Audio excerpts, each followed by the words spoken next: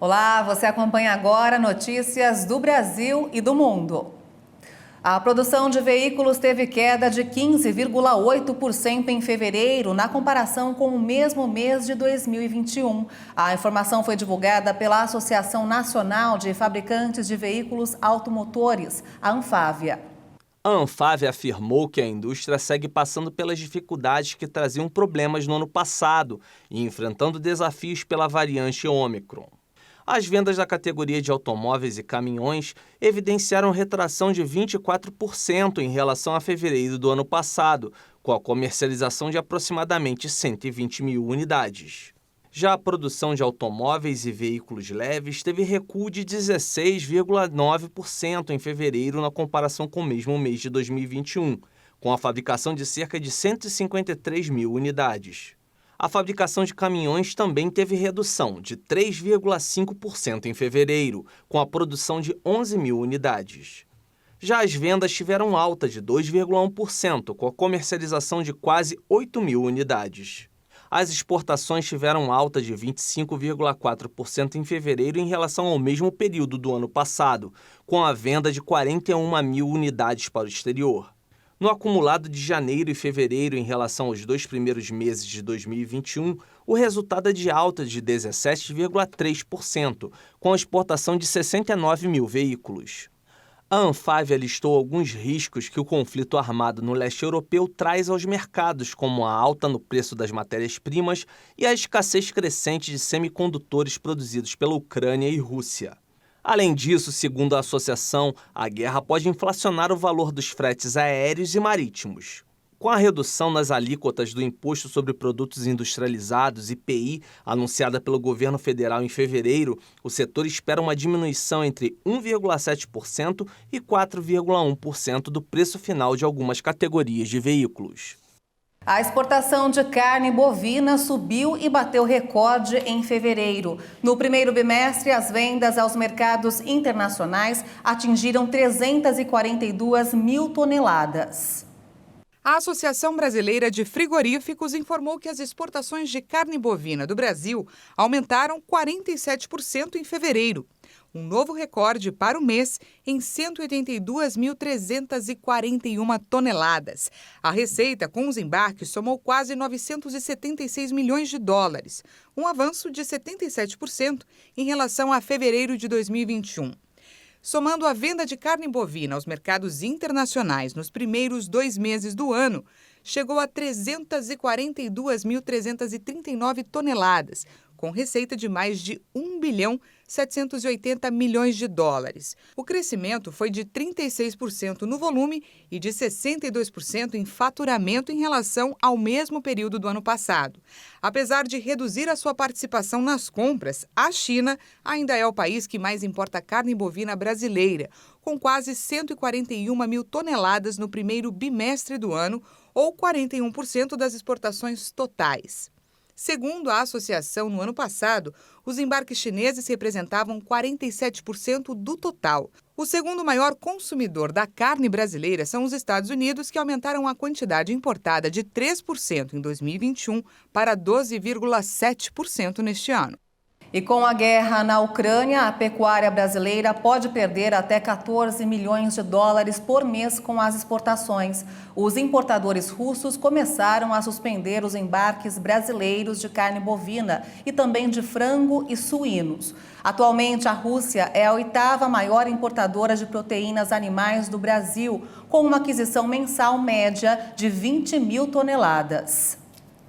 O comércio varejista brasileiro fechou 2021 com 2 milhões e 400 mil estabelecimentos ativos. O balanço feito pela CNC mostra um saldo de 204.400 lojas a mais que no ano anterior. Um balanço divulgado em março do ano passado pela Confederação Nacional do Comércio de Bens, Serviços e Turismo revelou que em 2020 o varejo brasileiro havia contabilizado a perda de 75 mil lojas. Em 2021, as microempresas responderam por 77,4% do saldo positivo do ano, com 158.023 novos estabelecimentos. As pequenas empresas, com 29.099 novas lojas, responderam por 14,7% do saldo positivo. Entre as atividades, os super e mini mercados ganharam 54 mil lojas. Utilidades domésticas e eletroeletrônicos, 38.700. E vestuário, calçados e acessórios, 28.300. São Paulo, Minas Gerais, Paraná e Rio de Janeiro responderam por mais da metade da abertura de lojas. O presidente da CNC disse por meio de nota que a flexibilização das restrições impostas ao varejo em diversos estados e municípios, especialmente após o fim da segunda onda da pandemia, além do avanço da vacinação, contribuíram para a tendência de aumento da circulação de consumidores. Segundo a Confederação, esse é o maior avanço anual desde 2018. O IBGE lançou nesta semana uma atualização de 3 estudos anuais de geociências, que são utilizados como referência para diversas atividades por órgãos públicos, privados e pela sociedade em geral. O órgão informou que as mudanças são de rotina. Confira. O Instituto afirmou que nesse conjunto de dados estão aplicadas as determinações decorrentes de decisões jurídicas, novas leis estaduais, relatórios técnicos confeccionados pelos órgãos estaduais responsáveis pela divisão político-administrativa e ajustes cartográficos das linhas divisórias aos melhores insumos disponíveis, tendo reflexos no cálculo de áreas e limites considerados nas estimativas populacionais 2021. Além do Distrito Federal e do Distrito Insular de Fernando de Noronha, o Brasil tem 5.568 municípios. Nos mapas municipais, foram atualizados 342 municípios dos estados do Maranhão, Piauí, Ceará, Alagoas, Bahia, São Paulo, Paraná, Rio Grande do Sul, Mato Grosso e Goiás. Goiás foi o estado com mais municípios atualizados, seguido por Mato Grosso e o Paraná. Ceará e Bahia foram os estados que passaram por menos mudanças. Em relação ao desenho da malha municipal, o IBGE realizou ajustes cartográficos em vários municípios em função da disponibilidade de novos insumos cartográficos. Todas as atualizações feitas influenciam em estudos e pesquisas demográficas do IBGE. A inadimplência das famílias na cidade de São Paulo chegou a 21,8% em fevereiro, segundo uma pesquisa da FEComércio. O estudo da entidade mostra que este é o maior nível desde dezembro de 2019, quando 22,2% estavam com dívidas em atraso. O percentual registrado em fevereiro significa que 872 mil famílias estão com as contas em atraso, um crescimento de 61 mil lares em relação a janeiro, o equivalente a 20,3%. Em fevereiro de 2021, o índice de inadimplência na cidade era de 18,2%. A inadimplência é maior na faixa de renda de até 10 salários mínimos, ficando em 26,4%. Entre as famílias que ganham acima desse patamar, 10,2% têm dívidas em atraso. A FEComércio revelou que o endividamento das famílias também cresceu. Foram 13 pontos percentuais na comparação entre fevereiro deste ano e de 2021, passando de 59,2% no ano passado para 73% no último mês. Em termos absolutos, são quase 3 milhões de famílias com dívidas na capital paulista. Entre as famílias que recebem até 10 salários mínimos por mês, o endividamento ficou em 76,2% em fevereiro. Nos lares com renda acima disso, 64% têm dívidas.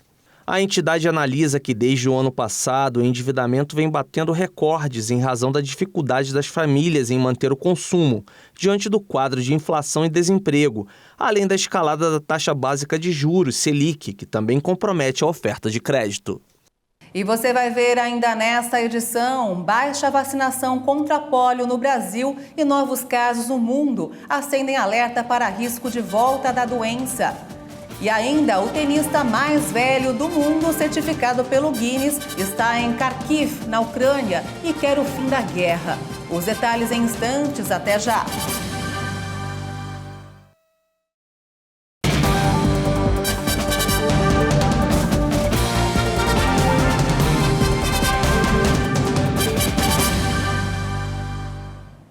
Estamos de volta. Com o ressurgimento da poliomielite em Israel e uma nova cepa registrada no Malawi, na África, especialistas afirmam que o Brasil precisa ficar atento à doença, apesar de não ter casos registrados desde 1989. Recentemente, uma menina de 3 anos foi diagnosticada com poliomielite por poliovírus selvagem no Malawi, o primeiro caso na África em 5 anos. Israel informou no dia 6 de março um novo caso em uma criança de 4 anos, ainda não imunizada, em Jerusalém. No Brasil, até 2015, a proteção contra a polio se aproximava de 100%. A Sociedade Brasileira de Imunizações afirma que desde 2014 a cobertura vacinal contra a doença está abaixo da meta de 95%. Considerando todas as doses, a cobertura vacinal era de 96,55% em 2012. Em 2021, caiu para 59,37%. Outro fator que gera preocupação nos especialistas é a disparidade entre as regiões brasileiras, com coberturas vacinais mais baixas nas regiões Norte e Nordeste, na casa dos 60%. A região Sul lidera o ranking, com mais de 76% de imunização. Contra a polio, popularmente conhecida como paralisia infantil, são aplicadas 3 doses da vacina ainda no primeiro ano de vida da criança. A primeira etapa acontece a partir dos 2 meses de vida, com mais 2 doses aos 4 e 6 meses, além do primeiro reforço entre 15 e 18 meses e do segundo reforço entre 4 e 5 anos de idade. Mais de 6 milhões de mortes relacionadas à Covid-19 foram oficialmente registradas no mundo desde o início da pandemia em 2020. Os números foram contabilizados pela agência France Press com base nos balanços oficiais. No total, mais de 6.585 pessoas morreram de Covid-19 no mundo. Mas o número de vítimas fatais nunca diminuiu tão rapidamente em uma semana desde a primavera de 2020. Nos últimos 7 dias foram registrados uma média de 7.170 óbitos por dia. Na semana anterior, a média foi de 8.706 óbitos por dia, o que representa uma queda de 18%. Após o pico da onda ligada à variante Ômicron, muito mais contagiosa, esse número está em declínio contínuo desde meados de fevereiro. A África é o continente em que foi detectada a maior queda no número de mortes nos últimos 7 dias, menos 44% em relação à semana anterior. A tendência dos balanços dos 3 países mais afetados pela pandemia também registrou queda. Estados Unidos, menos 31%, Brasil, menos 36% e Índia, menos 27%. Este balanço, que tem em conta os óbitos registrados pelas autoridades nacionais de saúde, representa apenas uma parte das mortes reais ligadas à Covid.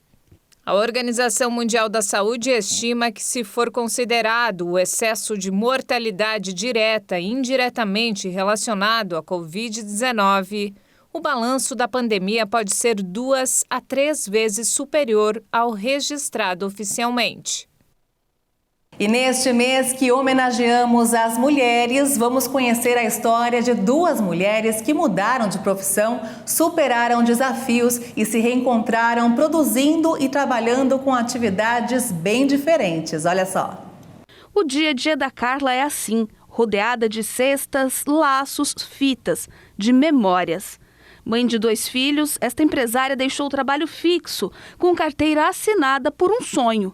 Ela descobriu, depois de anos, a vocação, fazer cestas de presente. Porque a gente tinha esse salão, esse espaço, aí nós íamos abrir só o Xerox, só que faz tempo já que eu estava pesquisando sobre cesta e olhando cesta no Pinterest, no Instagram. Aí eu falei assim, nossa amor, vamos aproveitar o espaço então e colocar a cesta. E aí a gente foi comprando assim só para o Dia dos Namorados, porque foi em junho do ano passado que nós abrimos, né? Então, só para o Dia dos Namorados, nós fomos comprar os produtos e aí nós começamos, então, a fazer as cestas. Detalhes que encantam, a criatividade aliada a sentimentos como amor, carinho, afeto, cores, sabores e aromas que a Carla se reinventou, criando cestas personalizadas.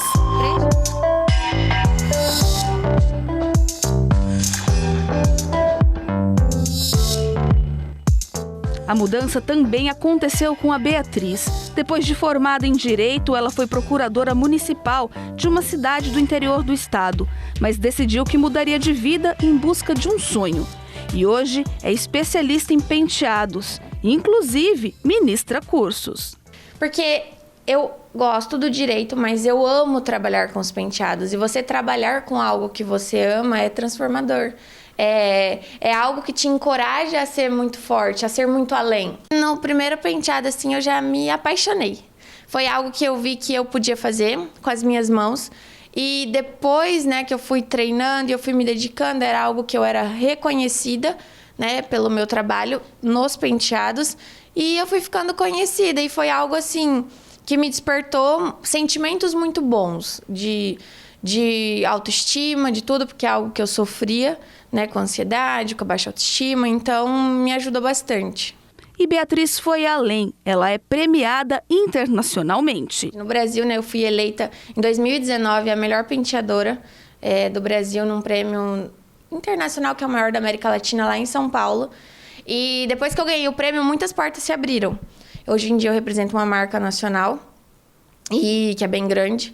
Assim como a Carla e a Beatriz, existem milhares de mulheres empreendedoras, mães de família, e que fazem de tudo para que os sonhos não deixem de existir.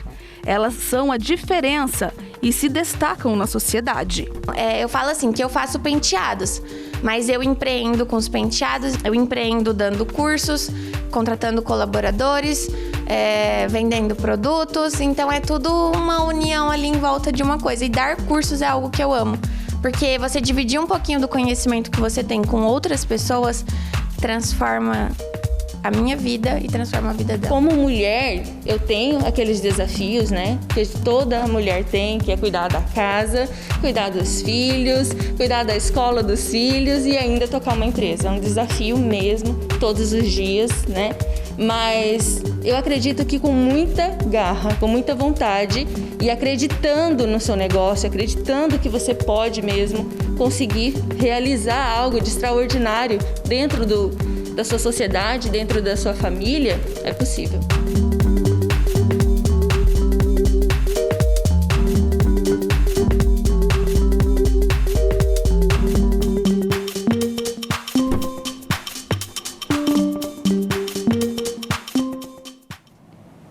Quatro meses depois de realizar o sonho de jogar com o multicampeão do Grand Slam, Rafael Nadal, um tenista amador de 97 anos busca refúgio em Kharkiv, na Ucrânia. O idoso detém o recorde mundial do Guinness como o atleta de tênis mais velho do mundo. Ele quer que a guerra acabe o quanto antes para poder voltar a competir no Campeonato Mundial de Sêniors. Diante da violência da guerra no território ucraniano, o atleta veterano tem uma meta.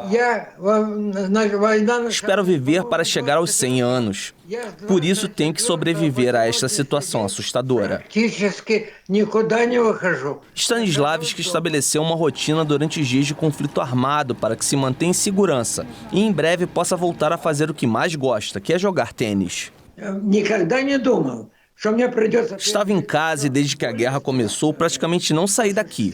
As pessoas estão me apoiando.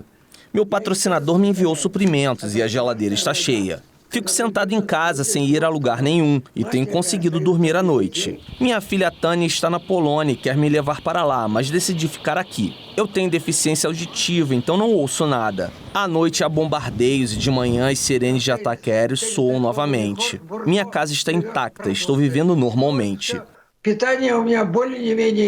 O tenista ucraniano sobreviveu à Segunda Guerra Mundial, quando atuou como engenheiro na construção de aviões de guerra soviéticos que combateram os nazistas. Nunca pensei que teria que passar por outra guerra na qual pessoas de ambos os lados estão morrendo. Mães estão perdendo seus filhos e esposas estão perdendo seus maridos. O que isso significa? De que adianta? No século XXI não pode haver guerra. A invasão russa precisa ser interrompida. Um acordo entre os dois países precisa ser alcançado. Para Stanislavski, o fim do conflito também significaria a chance de voltar a competir, desta vez no próximo Campeonato Mundial de Sêniors, na Flórida.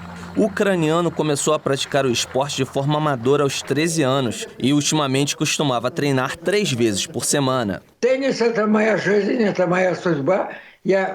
é a minha vida, o meu destino, mas só comecei a competir aos 90 anos. Joguei no exterior, participei de campeonatos mundiais graças ao apoio de patrocinadores. Quero que a guerra termine para estar no Mundial, que é no final de abril e início de maio.